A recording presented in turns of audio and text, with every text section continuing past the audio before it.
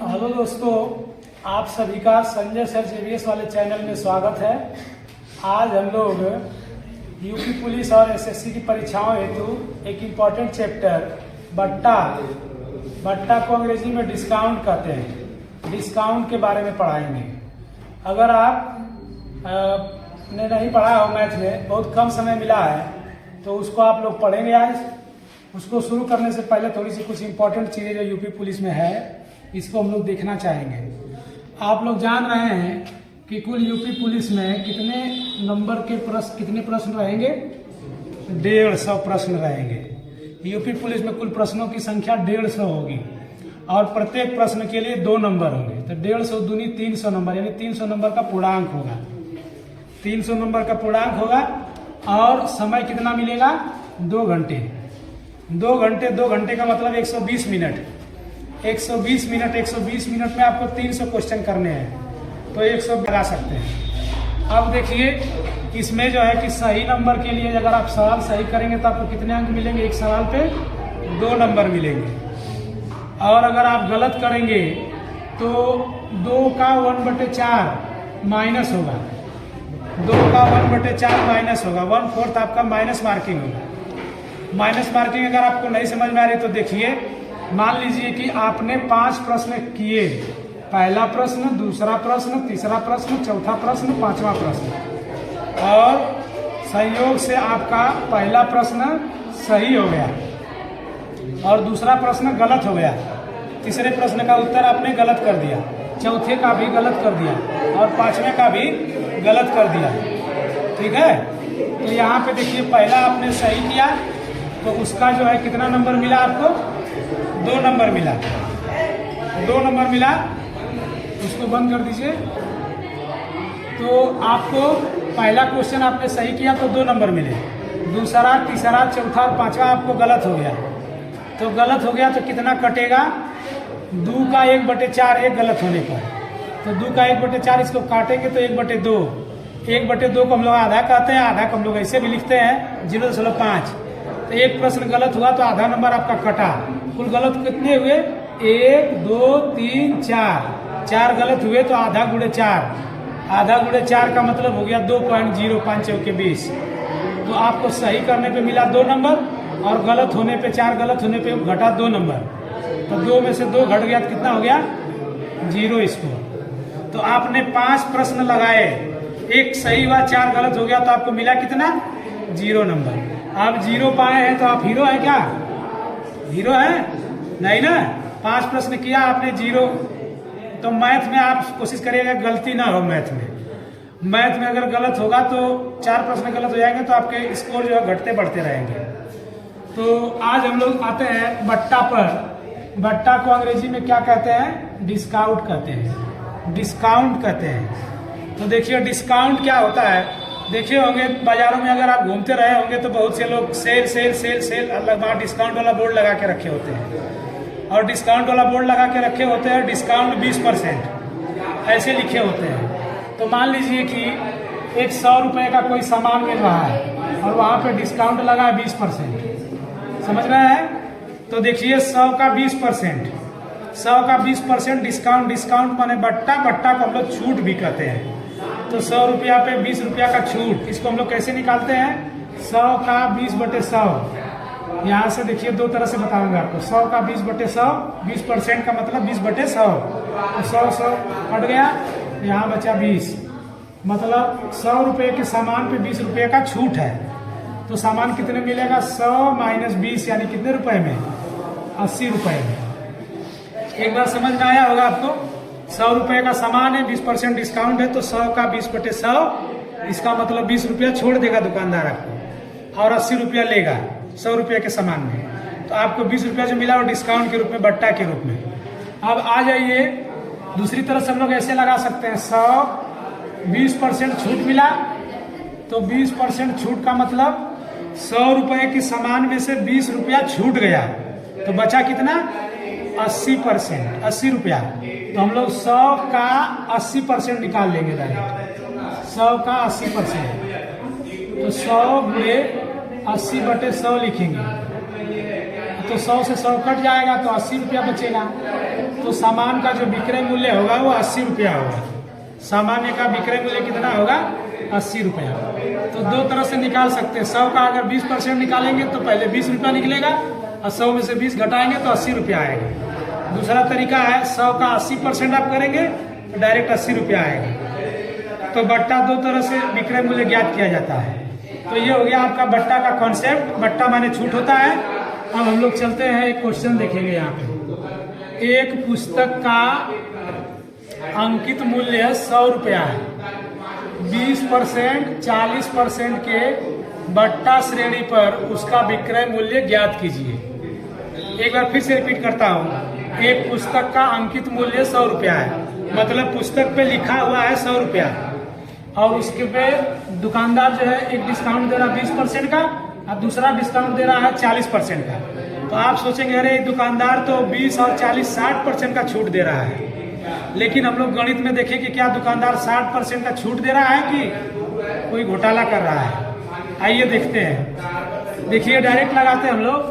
100 का 20% जब छूट देगा तो 100 रुपए की सामान मिलेगी 80 रुपए में, तो 100 का 80%, ठीक। उसके बाद जितना मूल्य होगा उस पर 40% का छूट देगा, तो फिर इसका 40%, तो 40% का मतलब हो गया आपका 60 रुपया। 100 में से 40 रुपया छूटेगा तो 60 रुपया मिलेगा, यानी 60%। तो विक्रय मूल्य हम लोग डायरेक्ट ज्ञात करेंगे 100 गुणे 80/100 और गुणे 60/100।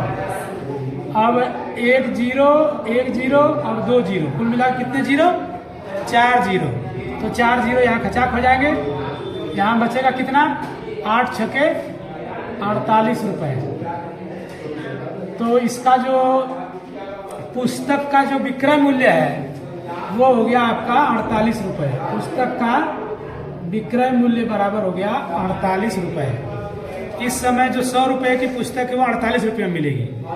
लेकिन अब एक चीज आप गौर कीजिए, 100 रुपए की पुस्तक है और उस पर 20% 40% छूट मिल रही है। तब 20 और 40 कितना हो गया? 60। तो 100 में से 60 घटेगा तो कितना बचेगा?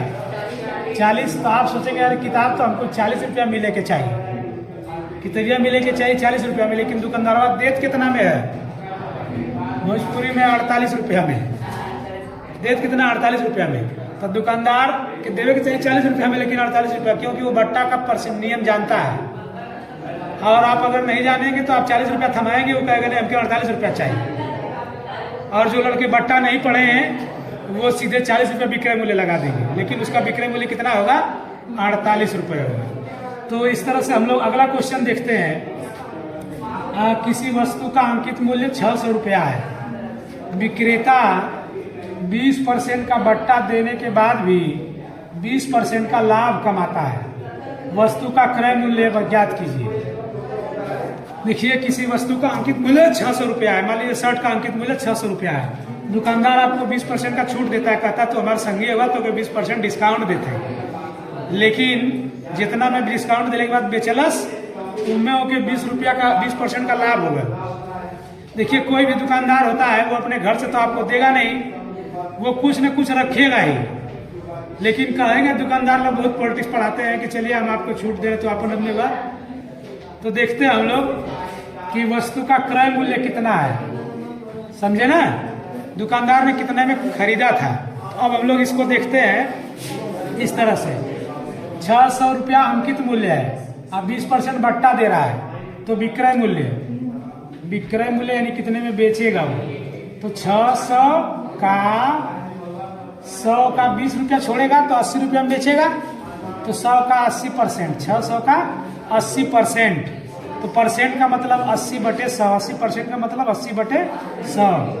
2 जीरो से 2 जीरो खचाक हो गया, 6 48 हो गया, यानी 480 रुपया। इसका मतलब दुकानदार ने बेचा 480 रुपया में। अब 480 में बेचा, फिर भी उसको लाभ हुआ कितना परसेंट? 20%। तो यहाँ पे हम लोग लिख देते हैं लाभ बराबर 20%। तो मान लिया कि क्रय मूल्य कितना है? मान लिया कि क्रय मूल्य, क्रय मतलब खरीदने वाला मूल्य, मान लिया क्रय मूल्य 100 रुपया है, ठीक। तो क्रय मूल्य 100 रुपया है। तो 100 रुपया पे कितना परसेंट लाभ कमा रहा है वो? 20%। तो 100 रुपये के सामान को कितने में बेचेगा वो? 120 में। तो हम लोग लिखेंगे यक्स का 120 यानी यक्स गुणे 120 बटे 100 अब बराबर कितना? 480। 100 रुपये का सामान है और उसने 20% लाभ कमाया तो 100 में 20 जोड़ दिया हमने तो 120 हो गया। 120 बटे 100 अब बराबर कितना? 480। तो यहाँ से हम लोग देखिए 1 0 से 1 0 यहाँ से काट सकते हैं या फिर यहाँ से ऊपर काट सकते हैं। 12 चौके 48, 120 चौके 480 और 100 का गुणा 4 में कर देंगे तो यक्स बराबर कितना हो गया? 400 रुपया। यानी दुकानदार ने जो क्रय मूल्य रखा था, क्रय मूल्य को अंग्रेजी में सीपी कहते हैं, कॉस्ट प्राइस कहते हैं, कॉस्ट प्राइस। दुकानदार ने जो सामान खरीदा था 400 रुपये में और 400 रुपये में खरीदा था, उसको बढ़ा करके कितना लिखा था? 600 लिखा था। और 600 पे आपको बुलवाने के लिए छूट कितना दिया था? 20% दिया था। अब 20% दिया था तो कितना में उसको बिका था? 480 में। 480 में बिका था, लेकिन उसने खरीदा कितने में था? 400 में खरीदा था। तो देखिए बिजनेसमैन लोग, दुकानदार लोग बहुत चालाक होते हैं। वो अपने अपने सामानों पर डिस्काउंट होलसेल करके डिस्काउंट लगा के देते हैं। समझे दोस्तों? तो ये डिस्काउंट या बट्टा वाला जो पृष्ठ है, सवाल है, इसमें हम लोग अगले दिन भी विशेष वीडियो बनाएंगे। आप लोगों को उम्मीद है कि ये वीडियो पसंद आया होगा। इस वीडियो को अगर पसंद आया हो तो फिर इस वीडियो को लाइक कर दीजिए और इधर करो, लाइक कर दीजिए और सब्सक्राइब कर दीजिए, मेरे चैनल को सब्सक्राइब कर दीजिए। और आपको वीडियो कैसा लगा उसके बारे में कमेंट कर दीजिए। आप कमेंट करेंगे तो मुझे खुशी होगी कि मैंने वीडियो कैसा बनाया है। तो ये वीडियो आपको कैसा लगा इसके लिए आप लाइक सब्सक्राइब और कमेंट करिए। इसके साथ ही साथ मैं आपको एक चुटकुला सुनाऊंगा, चुटकुला को सुनिएगा। अगर अच्छा लगेगा, आप यूपी वाले होंगे जरूर अच्छा लगेगा, दूसरे स्टेट के होंगे तो शायद अच्छा ना लगे। एक चुटकुला है, मैं एक गांव का टीचर हूँ और मेरे गांव के बगल में एक पड़ोसी गांव है। उस गांव का नाम नहीं बताऊंगा। उस गांव में एक औरत रहती है, बेचारी अधेड़ औरत थी, उसकी शादी नहीं हुई थी। जैसे मोदी जी आपके अभी तक कुंवारे हैं, शादीशुदा कुंवारे हैं। शादी तो हुई है मोदी जी, लेकिन सुहारा नहीं बनाए। अपनी उनकी बीवी अलग रहती है, वो अलग रहते हैं। इसी तरह से वो हमारे गांव की एक दूसरे कास्ट की मेरी बुआ लगेंगी, जो गांव में जो औरतें रहेंगी बड़ी होंगी तो बुआ ही लगेंगी ना, तो बुआ लगती थी। और वो बहुत पहले की थी, अपने घर नहीं गई, उनकी शादी नहीं हुई किसी कारणवश। तो वो पुराने जमाने की बात है। पुराने जमाने में एक बार वो क्या कर रही थी, लोग वीडियो देखा करते थे।